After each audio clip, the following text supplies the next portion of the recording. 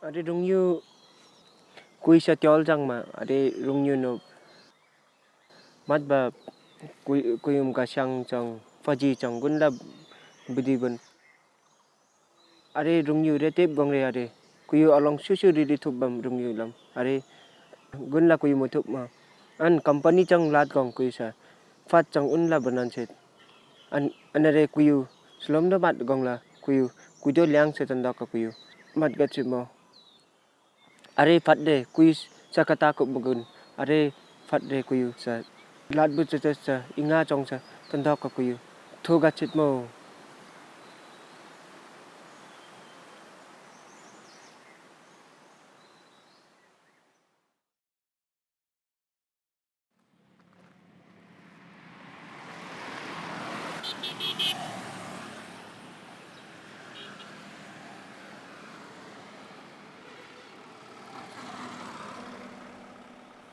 My journey up the Teesta River began in West Bengal, where the river flows out of the mountains and into the plains, well below the numerous hydropower projects under various stages of completion further upstream.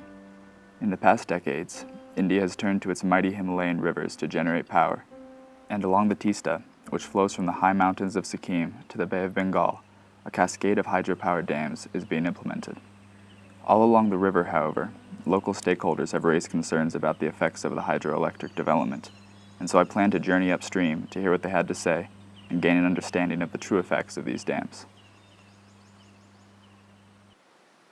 And these are the tackles that we generally use to catch marshare. This is a Chinese tackle, and the rest of them are all handmade spinners.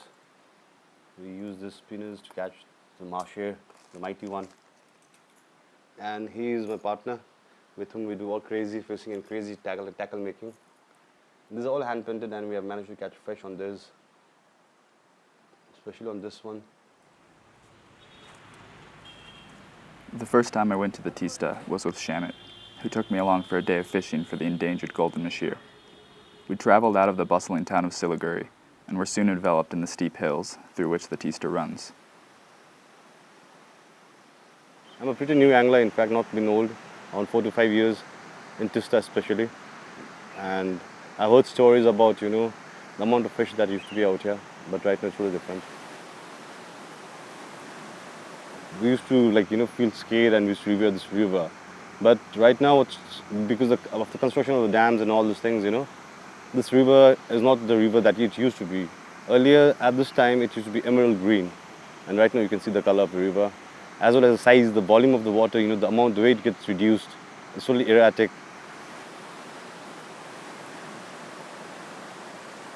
The river is generally not used that much by the people from the hills, apart from the normal requirement of water usage of the people, as well as for food source, people are not exactly dependent upon it.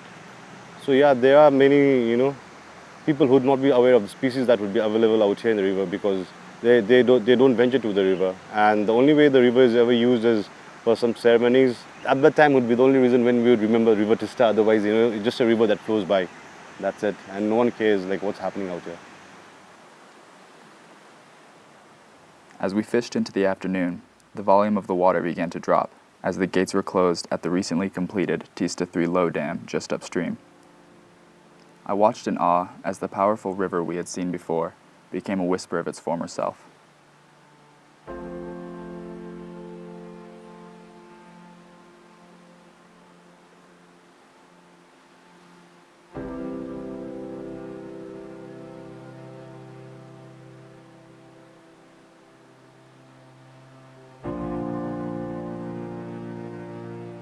So what happens is, because of this damming, in stretches where the Mahasir used to be in abundance, nowadays they cannot populate. The procreation process is also getting hampered.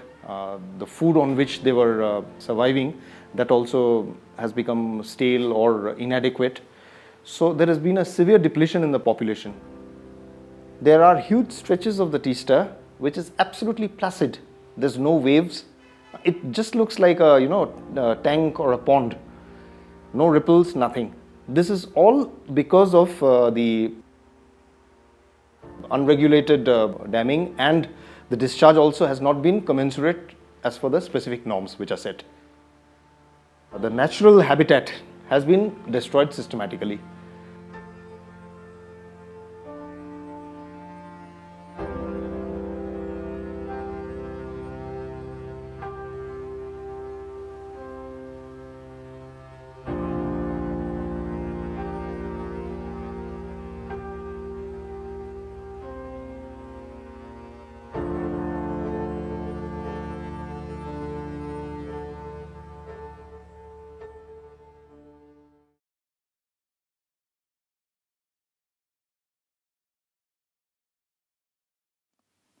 Further upstream, across the border and into the state of Sikkim, lies the Teesta Stage 5 hydropower project.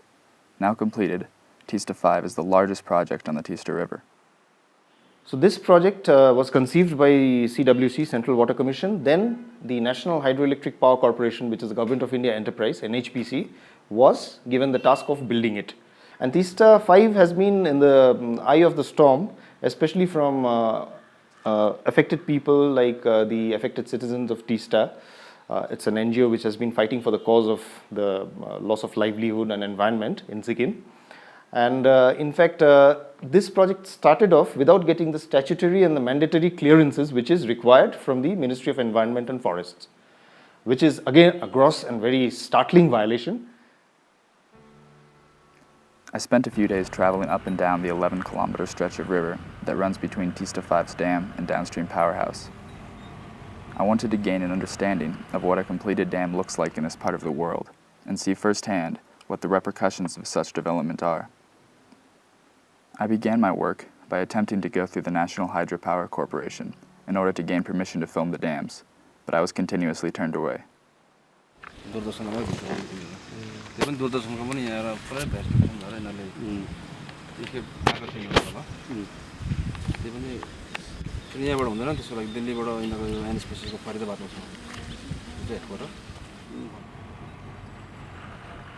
Eventually, we found a man who agreed to show us around the Dikchu hydropower project, which is under construction on one of the Teesta's many tributaries, just upstream from the Teesta 5 dam. I was asked to hand over my camera, which I did, but not before I managed to slip my small GoPro into my pocket. Once inside the labyrinth of tunnels, I began to appreciate the impact of these dams, despite there being run-of-the-river schemes, which are touted as being less impactful to the environment.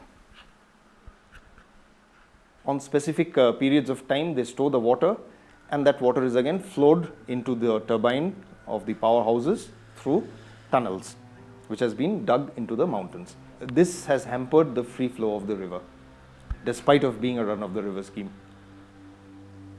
On our way back downstream, I took note of how, between the Stage 5 dam and the pump house, the Teesta exists only as a stream. From my prior experiences earlier in my trip, I knew how destructive this must be to the river's ecosystem. I next met with a woman who lives alongside the Teesta 5 dam site.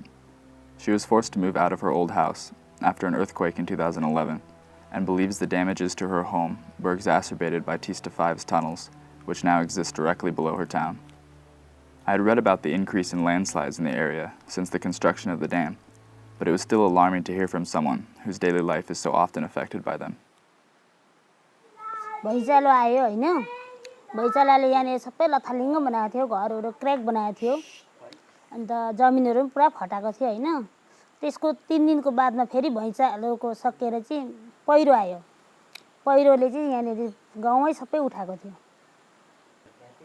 त्यसमा हामी पुरा चङ्खो भएर बस्नुपर्छ यहाँ त फेरि खुला पनि जग्गा छैन खोज छ यहाँको मान्छेलाई यो के अब यहाँ बसुन्जेल चाहिँ टेन्सनै भइरहेन्छ एक दिन कसैको एक दिन पाहुना गयो भने ला के पो हुने हो कि पानी आएर त पिरो मनमा हुन्छै हुन्छ नानीहरू कता खेल्दै छ भने त्यो पनि टेन्सन हुन्छ अनि जब उसले छोड्छ नि त्यतिबेर चाहिँ वारीपारी ढुङ्गा लडेर चाहिँ के मान्छेहरूलाई चाहिँ अब भेट्छ कि लाग्छ कि भन्ने त्राइमा बस्नुपर्छ हामी चङ्खोमा बस्नुपर्छ उनीहरूको लागि त फाइदा छ यहाँ पब्लिकको लागि छैन नि त पब्लिकको लागि उनीहरूले अब गर्दैन किन गर्नु थियो उनीहरूलाई अहिले पानीबाट उसको काम भइरहेछ चालु भइरहेछ हैन उनीहरूलाई फाइदा छ अन्त पब्लिक गएर भन्यो भने अब सरकारले सबै बेचिसकेको छ यो उपाय पनि छैन अब Later that day, I met with a man just downstream of Yogmaya who showed me around his home and terraced farm, which were set high above the river. When we sat down to talk, he told me a heartbreaking story regarding the compensation he was guaranteed by selling his land for the Teesta 5 powerhouse site. कसरी थाहा पाउनु भन्नु नाउजो आए हो यो मलाई चाहियो ट्याङ्की बनाउन के बनाउनु भन्नु पाइपहरू लगाए त्यही त फर्स्टमा मुम्बईबाट आएको कुरा गर्दाखेरि अरू पाउँछ जमिन राम्रै हिसाबले पैसा पाउँछ भन्ने कुरा भयो हुन्छ भनेर दिउँ पनि तर अहिले बिचमा फाल्टो मान्छेले खाइदियो आफ्नै पञ्चायतहरूले खाइदिइहाल्यो पैसा चाहिँ माथिबाट राम्रै पाएको थियो होला नि पैसा तर बिचमा खाइदिएर अहिले छैन अहिले सुकुम्बासी जस्तो भइयो आफ्नो उसले बाजेले जोतेको जमिनहरू छैन अहिले ऱ्याङथ्याङ भयो त्यस्तैमा भाल जम्मै पहिरो भयो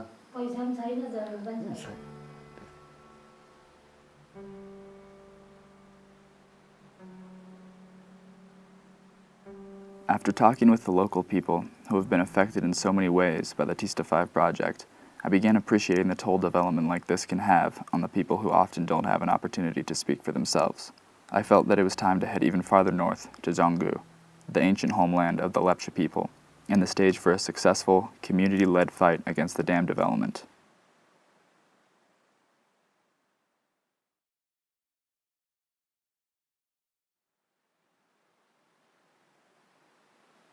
Liangare kuyusa dokyopka kuyudu mongmetka vamna mahuna long lugdinka kathunna kuyusuro lugdinka kathunna kuyusuro mayalamusa.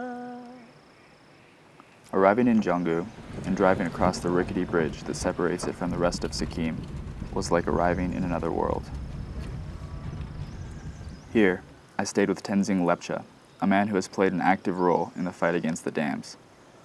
He took place in 2 hunger strikes during 2007 and 2008, which eventually forced the Sikkimese government to scrap 4 hydro projects that were planned in Zhanggu.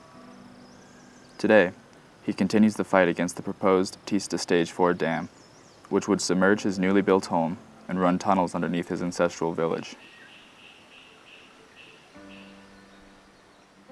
Okay, like the name of this lake is Tumkyung Lake, so it's very sacred for us. So one clan called Hiyongdingmo, their creation story has been started from this lake, and it's very important for us to preserve it, So once the dam comes and then once they do underground tunneling, there's a chances of shipping down this lake, which is very important for us to preserve it.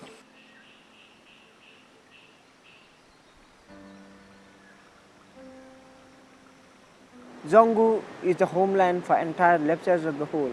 Although they are spread right now to the various parts of the world, but our birthplace is Zhanggu. This area will be a dam site area. They are going to construct a what you call a barrack out here, and then they are going to block the river out here, and all this stretch will be a submerged area, and this will produce 520 megawatt.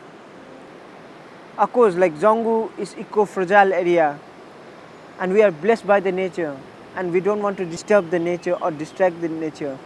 Rather, we want to make best use of it, not by implementing the project and not by destroying the forest, but rather protecting it, and like we will sell our beauty, not sell our land.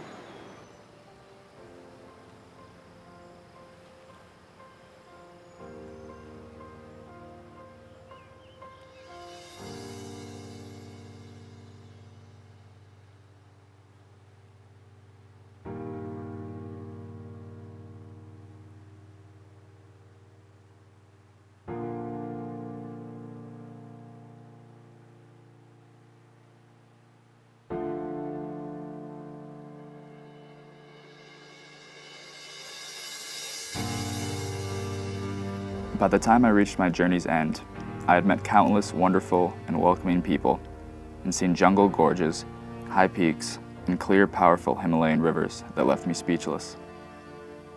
But I had also seen the effects of what I came to regard as a develop-at-all-costs mentality. I found along the Teesta River evidence of the terrible danger that development poses to ecosystems, livelihoods, and traditions if the proper precautions and planning processes are ignored. I came to see the Teesta River as a holistic entity along whose churning path exist biologically unparalleled yet fragile ecosystems and diverse cultures and traditions that are each intricately bound to the river and thus the river's future. It is my hope that in the face of India's insatiable appetite for electricity, hydropower projects along the Teesta and all of the Himalayas' great rivers will be undertaken cautiously and with a firm understanding of the holistic effects this type of development has on the unique environments and histories that make up this part of the world.